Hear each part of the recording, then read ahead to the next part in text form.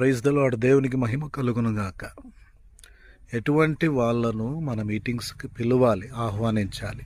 ఈ విషయం చాలామందికి అర్థం కావట్లేదు. ఒక ప్రశ్న ఉంటుంది, నేను ఎవరిని పిలిపియాలి? ఒక పెద్ద ప్రశ్న. నేనంటాను, మీటింగ్ పెట్టే వాళ్ళు ఫస్ట్ ప్రార్థన చేయండి. మరి ఈరోజు అజయ్ కుమార్ దైవజనులు ఫేస్బుక్లో కూడా ఇటువంటి ప్రస్తావన తీశారు. మీటింగ్స్ పెట్టాలనుకున్న వాళ్ళు ఫస్ట్ ప్రార్థన చేయండి. ఒకటి, వచ్చే దైవజనుడు మారు మనసు అనుభవంలో ఉండాలి. 2, ప్రార్థన పరుడై ఉండాలి. 3, సరైన వాక్యాన్ని సంఘానికి అందించే వ్యక్తి అయి ఉండాలి. 4వది, సాక్ష్యం కలిగి ఉండాలి. 5వదిగా నమ్మకంగా వచ్చి పరిచయం చేసి వెళ్ళిపోవాలి. ఇంకా చెప్పుకోవాలనుకుంటే కమర్షియల్ టైప్ ఉండద్దు.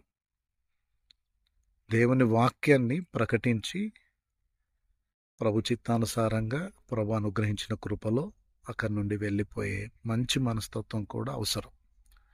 కొన్నిసార్లు దేవుడిచ్చిన అనుకూలతను బట్టి, వారికి ఉన్న అభిషేకాన్ని బట్టి, కృపను బట్టి ఏ విధంగా వారిని పంపించాలో దేవుడు మనల్ని సిద్ధపరుస్తాడు, చేయాలి. మనం కూడా సేవకులను సరైన రీతిలోనే సాగనంపాలి. పిసినారుతనంతో సాగనంపద్దు. ఇది కూడా గుర్తుంచుకోవాలి.